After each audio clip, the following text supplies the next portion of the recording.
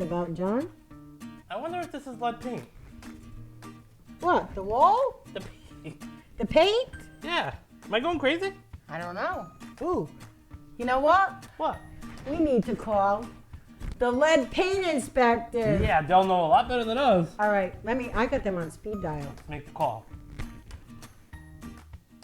Hi, I'm Pamela Cheney from JT Realty Group. Hi, I'm John Crowell from JT Realty Group. And we work together. Yeah.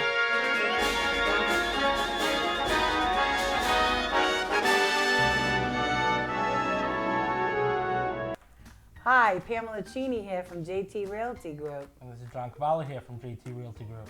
And we got a special treat for you today. We have lead inspectors here today. Yes. And they are John and Brenda Eastman.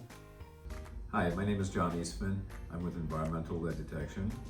And I'm Brenda Eastman, also with Environmental Lead Detection.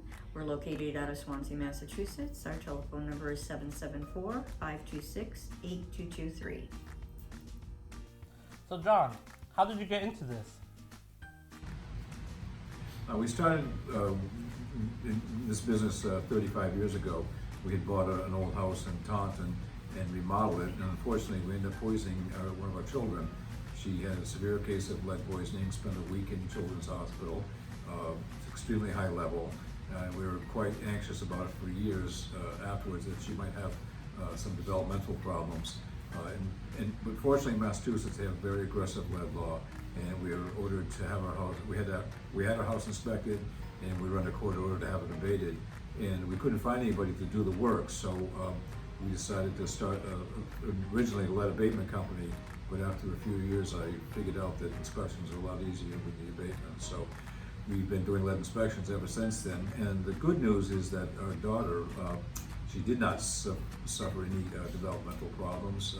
She graduated summa cum laude from URI and in a master's degree from Johns Hopkins in public health. And now she's the deputy director of the City of Baltimore Health Department. Massachusetts, there's several types of inspections that we can typically do in a residential setting. If you're just purchasing a house for your own use, what we generally recommend is what's known as a lead determination, where we test representative surfaces inside and outside the house.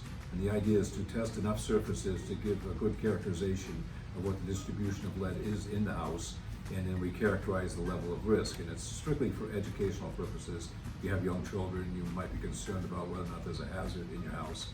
And we basically tell you if there is a hazard or not, and if so, what you should do to remediate it.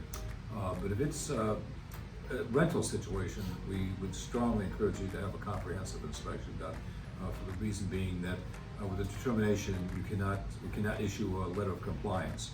You have to have a full comprehensive inspection done in order to achieve a compliance letter. And the compliance letter is significant for rentals because if you rent out and a child would not even have to become lead poisoned, it's against the lead law to have children under 6 residing in the house.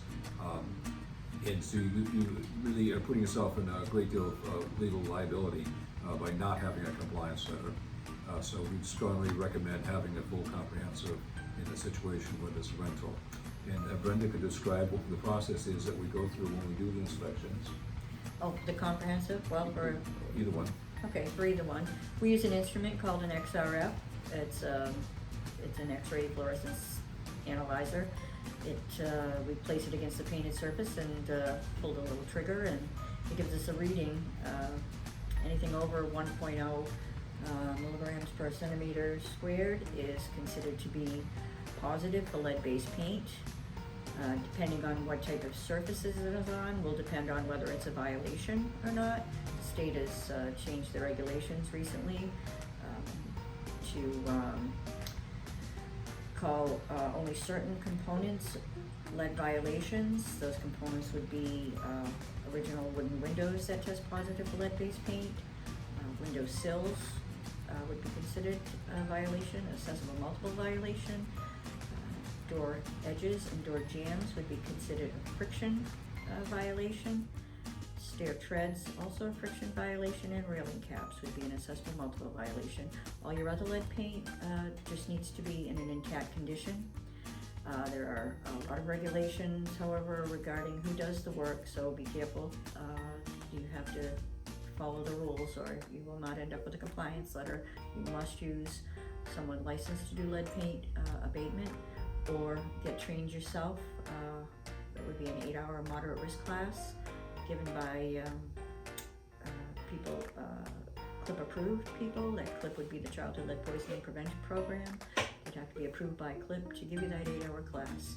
It's, I highly recommend that class to multi-family property owners. It will save you a lot of money. So John, in your expertise, what do you do more of? Single, multi? It's probably about 50-50. We do quite a few, we work very closely with a lot of our home inspectors, and we always try to coordinate our inspections with the home inspection because we understand that quite often people are getting barraged with people coming in and out of their houses. So in order to make it more convenient for the clients, we schedule around them. So we do quite a few of those types of determinations that we talked about a minute ago. But we do quite a fair amount of full comprehensives for rentals. That's really the backbone of our business, is people who either have been cited by the health department for a code violation, or there's a host of reasons. They could have a Section 8 tenant, or they just found out that one of their tenants had a child and they're concerned about it. So we do quite a few of the full comprehensives. And we find the general distribution of lead in properties in this area breaks down to either before the early 50s or after the early 50s.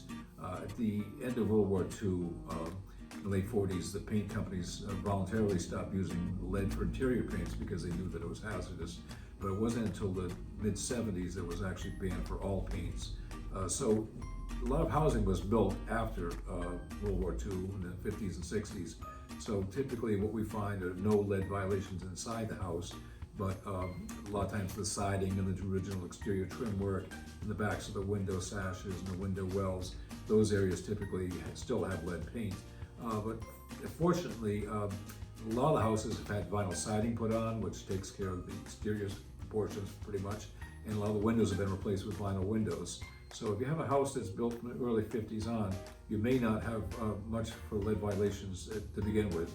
A lot of these 3-deckers that we have here in the Fall River area were built long before the early 50s, and they typically can have quite a bit of lead paint inside and outside the house. And again, we find nowadays, the last 20 years or so, a lot of windows have been replaced. So, and that's usually about 80% of the cost of the abatement, because that's the only option if you have old windows, is to replace them to correct the lead hazards. So for the most part, that's been done in a lot of this older housing stock. And then a lot of houses have vinyl siding. So just because you have an old house doesn't necessarily mean you've got a lot of lead. Another scenario we see quite often is that the house may have originally had varnish on all the trim work. It may have been painted over in the 60s or 70s, but it doesn't have lead paint on it. And a lot of people are under the impression that it's the paint on the surface that has lead, and that's not the case at all. It's very rare that we find lead on the surface. It's usually multiple layers down, either the primer coat or a few coats above that, and has multiple layers of non-leaded paint on it. And the instrument we use can read up to through 20 layers of paint or so. So it very rarely do we ever find it on the surface. So quite often we find houses, even though it's an older house, may not have much lead paint in it. So it's really worth your while to find out. So John, what exactly, once they get inspected through the lead painting inspector that you do, what's the process after that? Do people follow the process? What is it they need to do? So the way the process works is we do the original inspection with the determinations that we talked about. There's very rarely anyone ever has us come back. We structure it in such a way that if you did have us come back, we can just fill in what we didn't test the first time. But that very rarely happens. But in a situation where someone needs a compliance letter, the process is that we do the original inspection, you have the properly authorized person do the work. Once the work's completed, you would have us come back as a separate service to re-inspect the work, make sure everything was complied with properly, and then we do a set of dust wipe samples to make sure everything's been cleaned up properly. And if that all passes, then we can issue a letter of compliance. And one of the questions that we get quite often is, do we report to the state? And yes, we do. We're required, as part of our license agreement with the state, to send in the cover to the report that identifies the property and whether or not there are violations found there. And that gets put into a database. One of the concerns that the state lead program has is that people will not comply with the regulations, because quite often it's fairly rare that the paint is a hazard in and of itself. It's when it becomes disturbed that it becomes a problem. Right. And this is one of the things we advise even someone with an owner-occupied house. And we tell them what the lead is, but we give them advice about the safe way of handling it, because most children nowadays are lead poisoned because of some remodeling activity, and people don't understand how toxic it is and how little it takes to poison a child. So it's very important that any of the work be done by a properly authorized person. So that's the reason why we are required to send in that information. So what will happen, some people try to do, is they'll have one company come in and do an inspection, they'll do the work themselves, and they'll have another company come in and do the re-inspection. Well, that gets matched up. First thing we do when we get called to do an inspection or a re-inspection is we're required to look at this database, and if we find that there's been a history of it being inspected, we need to investigate that. And we find that it was inspected, and we go do the re-inspection, and they can't document that the properly authorized person did the work, then we can't issue a compliance letter.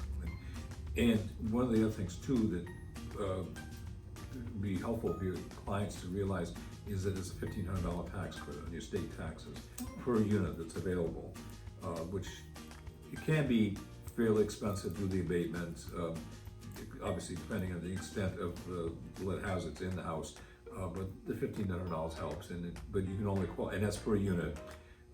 Then you only qualify for it if you do the full compliance and do it according to the regulations. Well, thank you very much, and I hope you found this informative. Again, my name is John Eastman with Environmental Lead Detection.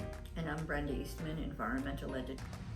So the pricing can vary quite a bit depending on the distance traveled, the size of the property, the type of inspection that we do.